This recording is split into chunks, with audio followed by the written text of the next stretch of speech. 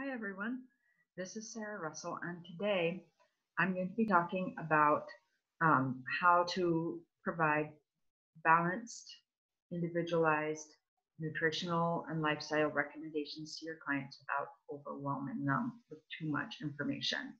Um, this is definitely one of those two birds with one stone um, scenarios where you will be solving problems for yourself as well as for your clients by following the suggestions that I'm providing here.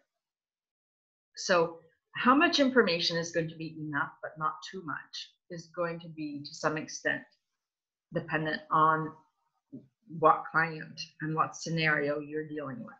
So the amount of written follow-up notes that I send a client will definitely differ based on whether the client um, is very autonomous, self-driven, and engaged versus being coming from a place of just just give me 2 or 3 steps. Your client is not always going to be able to verbalize how much information is going to be enough but not too much. When you give your client too much information, you're doing two things that are not great. The first is that you are spending more time preparing their notes than is warranted. That means that either you're overcharging your client um, or undercharging, overcharging, or both, essentially. So let me explain this a little bit in more detail because I know that it might be confusing just said like this. So overcharging your client basically means that if all they need are 3 tips and you send them 12 pages of notes, um, all the work that you did is amazing, but you could have done a lot less work um, and send them just 3 tips versus spending all those hours. So if you are charging enough, if you are fairly if you're being fair to yourself and charging your client, taking into account all of your prep time, then you have overcharged your client. If you are pricing in a more client-centered way, so thinking about what a client can reasonably afford, you are probably undercharging based on the amount of work and time that you have put in. And you could actually be somewhere in the middle and doing both. You could be providing too much detail to your client in such a way as to be both overcharging from the perspective of what your client needs and undercharging from the perspective of the amount of time and effort that you put into the preparation. So please do not feel judged if this sounds like you. I've been there like a million times. And I'm sure that I don't always hit the mark all the time now either, even after being in practice for 7 years. So having experience and really working through and having a well thought out, conscientious and aware framework does not guarantee that you're going to escape this type of dynamic, but it reduces the possibility that this will happen to you. So I highly recommend asking yourself, as you talk to the client, as you get to know them, learn about them, learn from them, what is it that they need?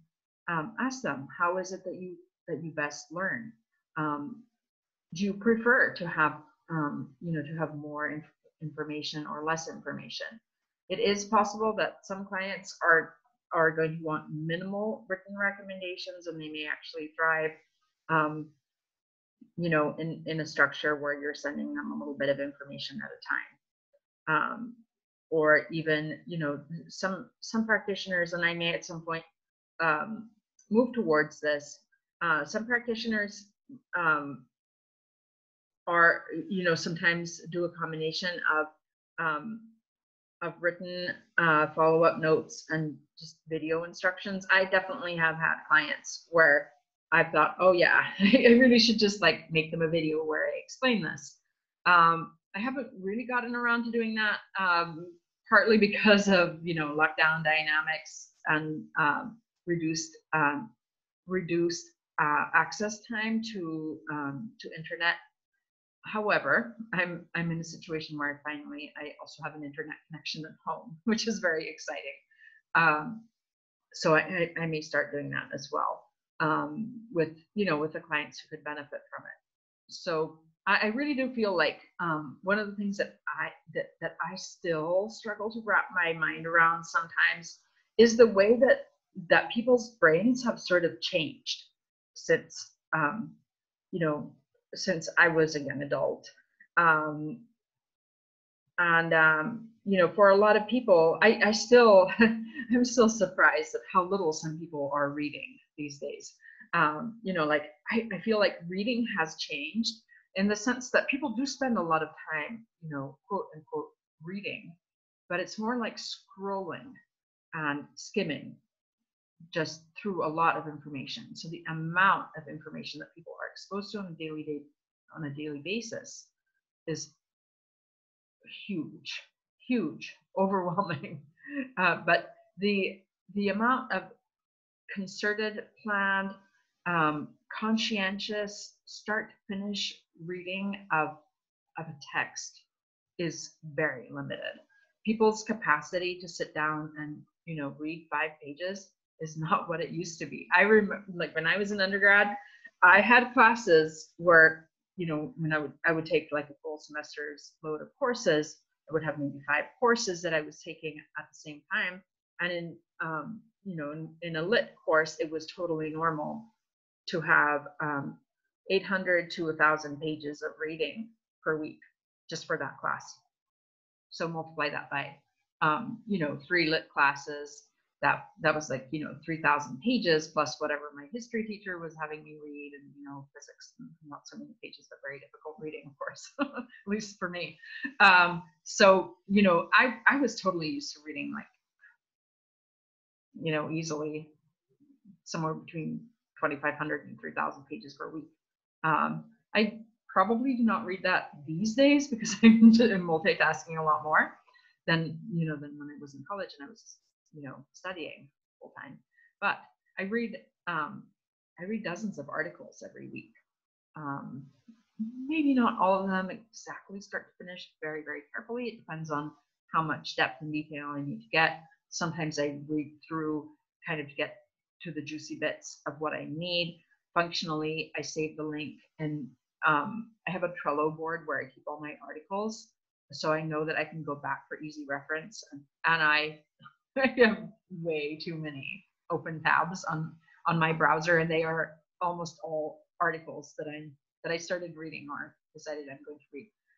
But every week I add like several dozen articles that I've read or, you know, partially read or think that I will need to read at some point, into that Trello board of articles where it's organized by theme. So if, you know, if I have a situation where someone is asking me a question about a particular topic, and I've already read an article, I ran into one that I was thinking, okay, I should save this for later. It's really easy for me to go back and find that link. Then I click on the link and I just go to the article, I read it, and then I have the information. But these are skills that I realize are not like in everybody's repertoire today.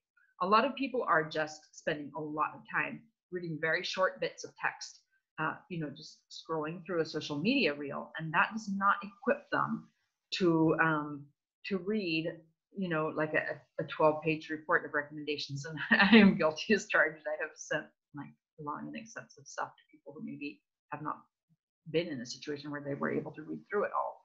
We cannot, as nutritional therapy practitioners, expect that you know, that our clients' reading habits will change for us or even for them for their nutritional needs. So there has to be a way that you know, a set of strategies that we can implement. Again, tailoring the how much information question to the specific client that we have in front of us. So we are providing them with recommendations in a format that is digestible and absorbable to them without being overwhelming. So for me, this is definitely a work in progress, but it's something, like I said, that I have been working on increasingly in a more in a more aware way over the past few months. So what I like to do with most of my clients, most of the time, depending on the situation, is to give them an initial set of recommendations that is a pretty integrated reference for them, so that they have different sections, they can use it functionally, and there is a one-page food chart that is individualized to them, a one-page supplement schedule that is that provides them with a few targeted supplements. Typically, the supplements themselves only take up a small portion of the page. It's mostly, instructions on, checking your supplements for ingredients or fillers that you may not want or that you might be allergic to. Just double check. This is always so important as a scope of practice issue too. If you're recommending supplements, you want to make sure that you're educating your client just in case you missed something.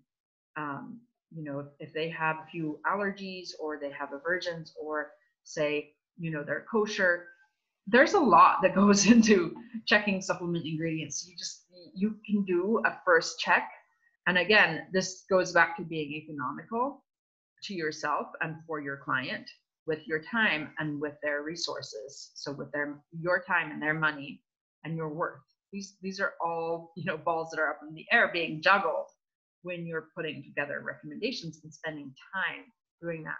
So the most economical way to handle that in a time-saving way to yourself and a money-saving way to your client, and as a way of helping your client become more autonomous, is to do a quick check of the ingredients of the supplements yourself, and to hold them accountable for doing a second read through. So they are reading through all of the product recommendations, looking at the ingredients, and it's not your fault if there was a probiotic that was grown on a substrate that contained trace amounts of dairy, and dairy is just something that they don't eat for whatever reason.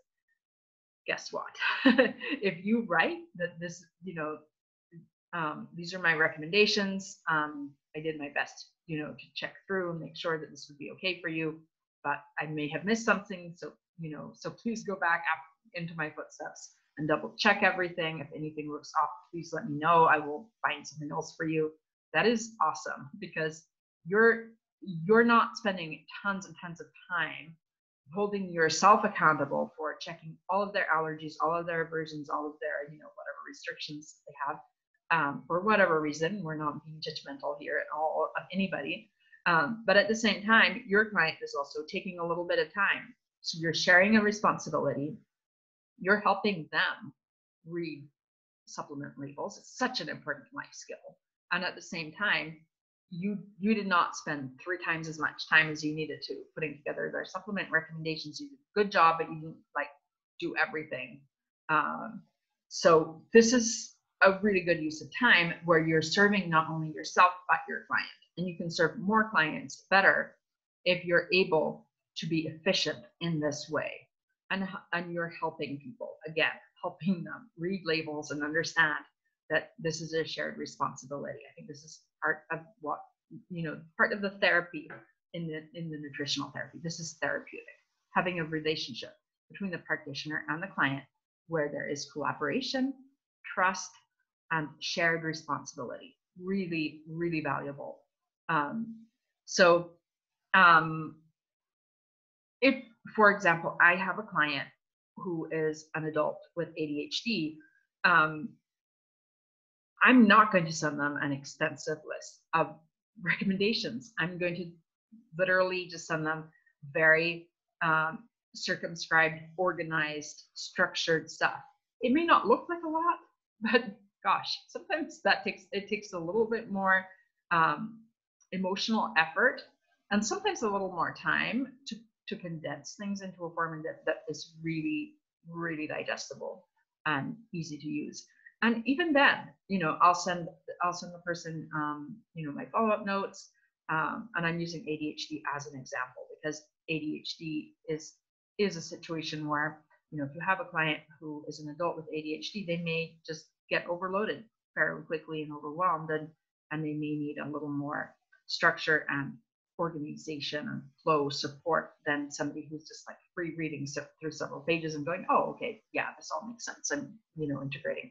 I'm not saying in any way, that there aren't people with ADHD who don't have superior organization skills, and there are, and I've certainly worked with many.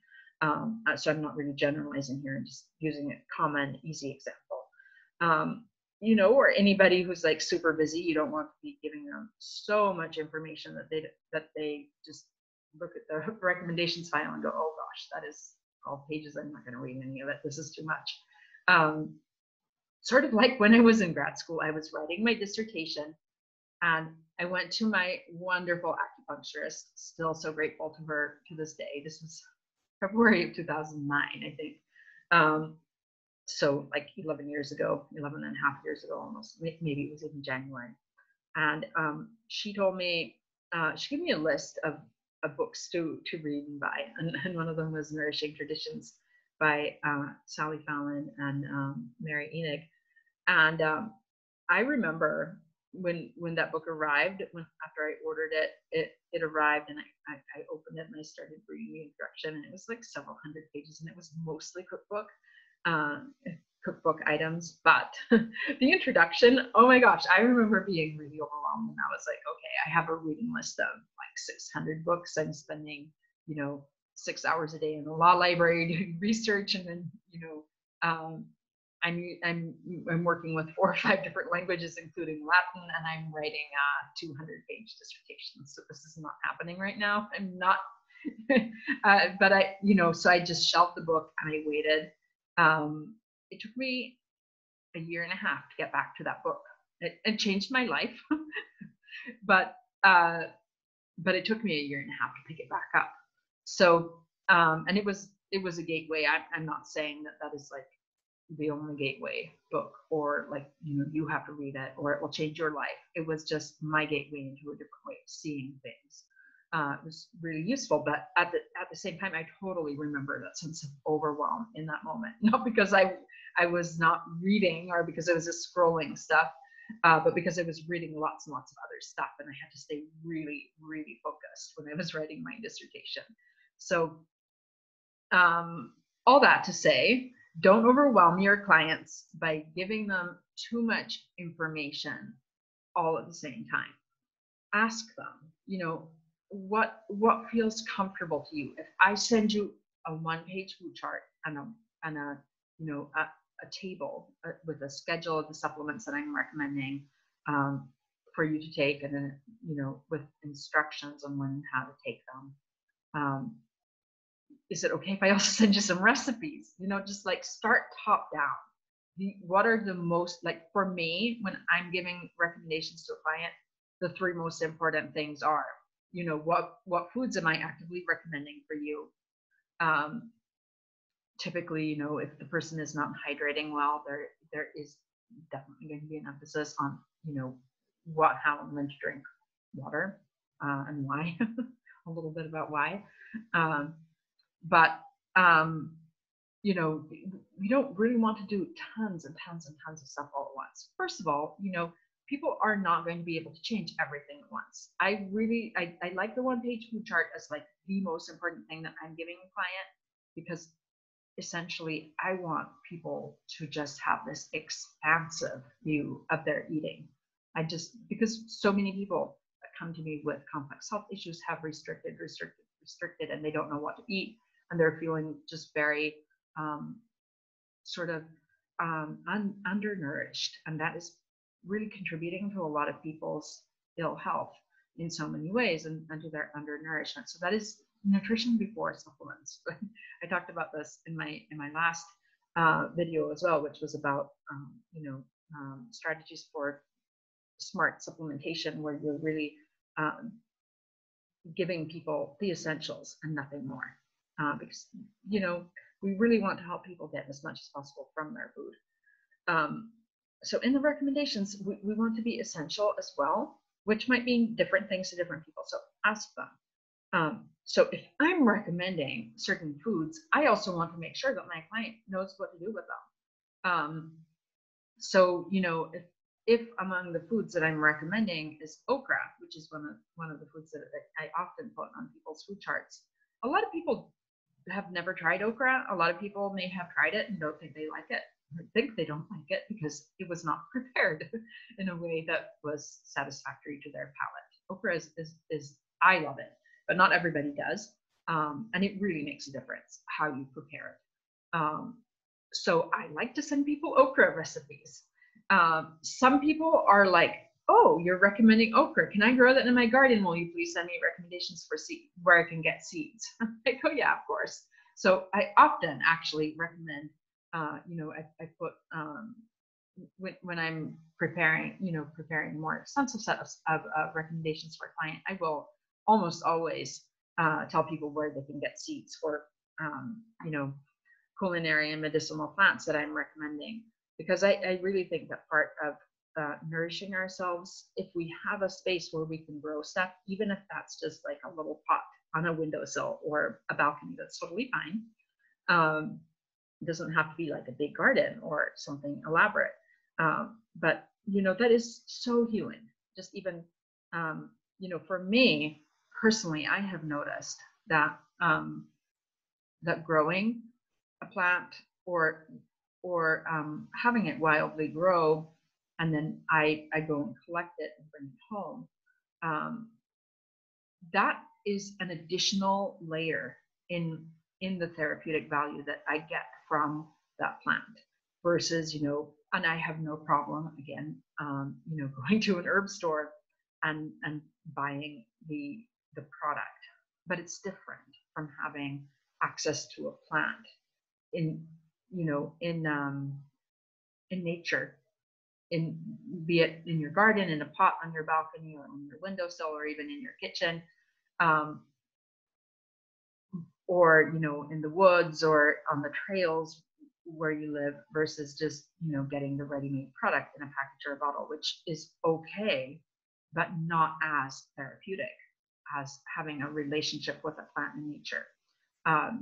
So I know I'm getting a little bit off track here, but I do think that for a lot of clients, when I know that I haven't hit their overwhelm point yet, that is definitely one of the things that I like giving them.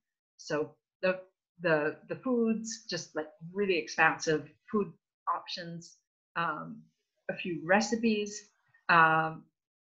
resources on how you can grow your food, because I want people to have a food positive outlook where they have a great relationship with every stage of growing, if possible, sourcing, sharing, and preparing their food and consuming it with people.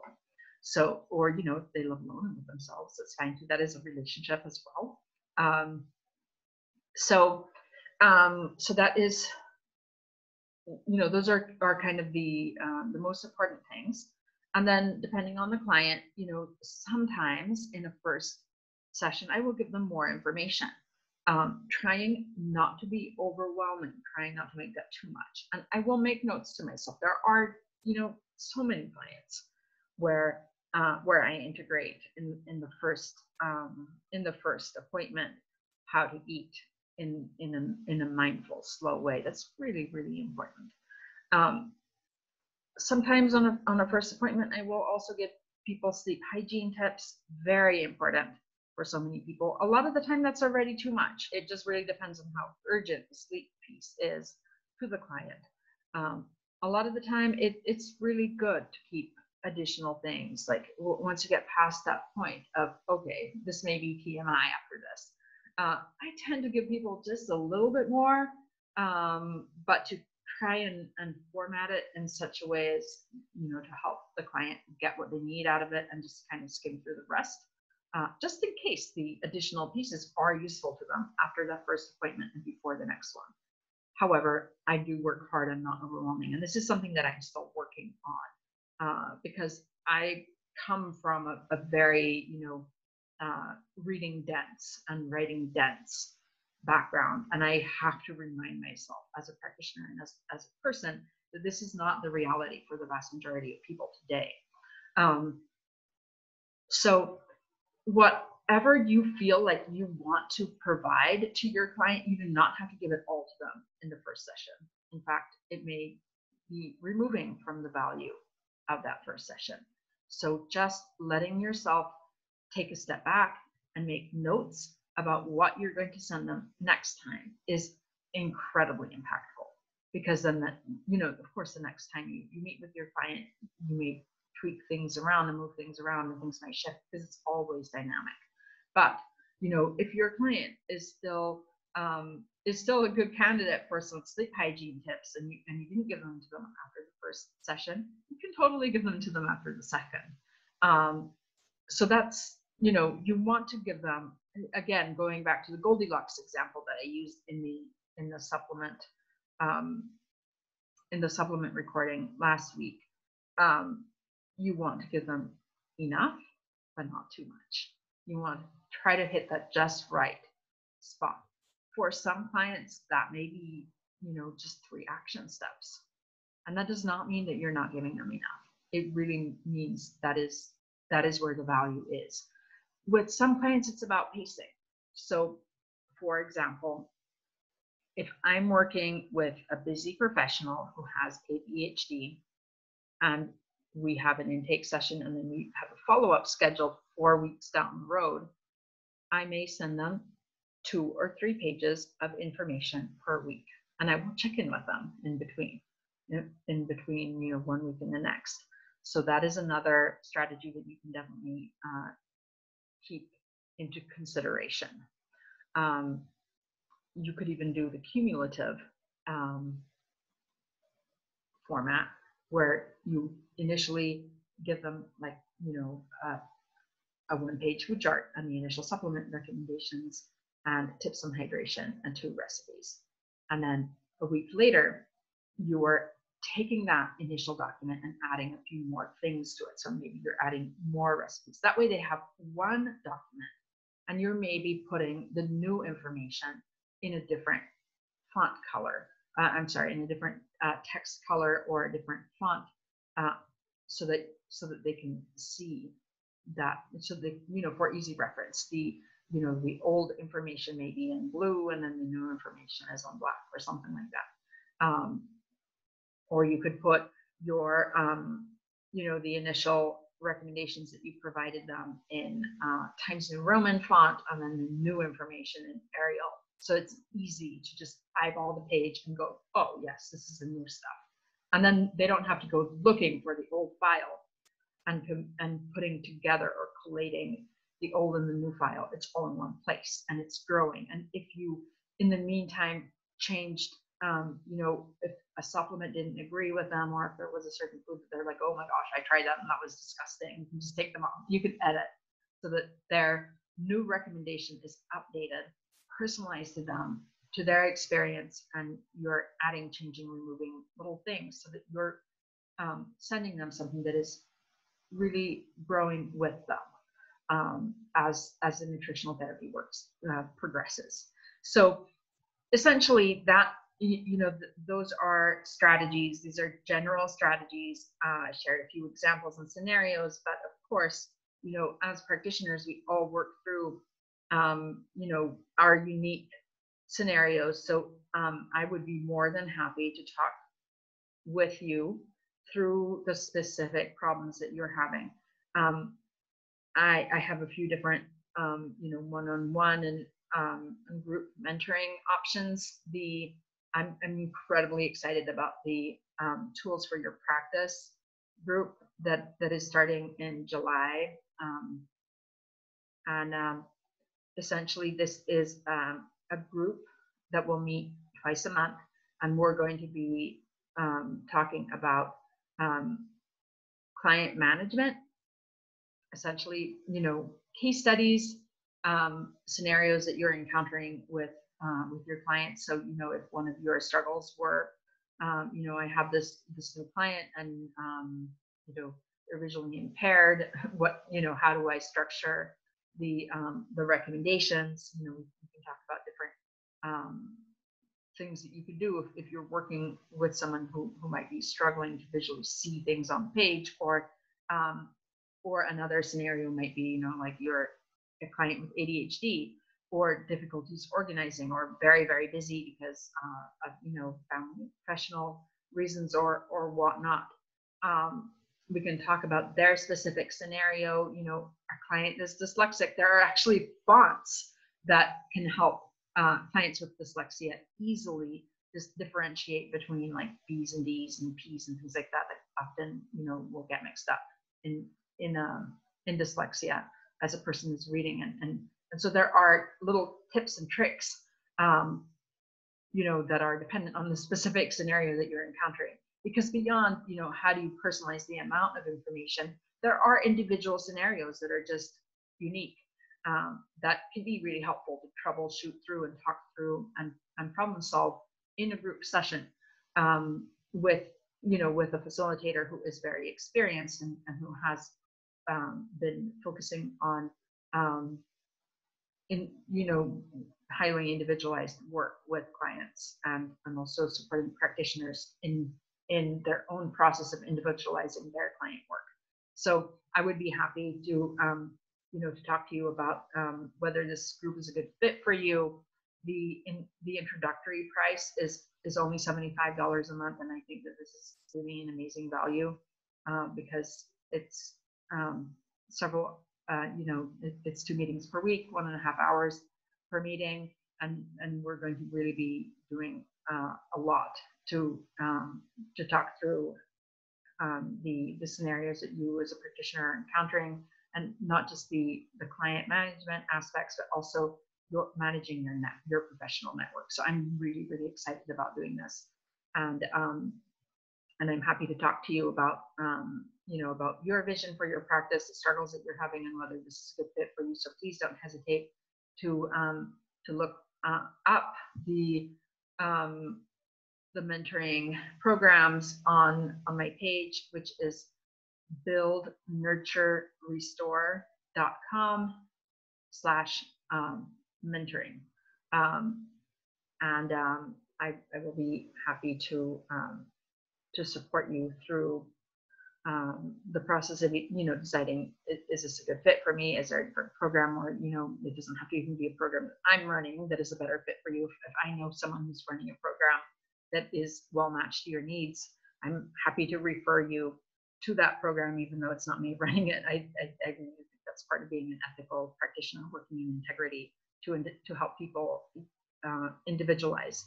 Individualization is also just sending people to someone who is better matched if it's not me, and I think that's part of being a successful practitioner and serving people well.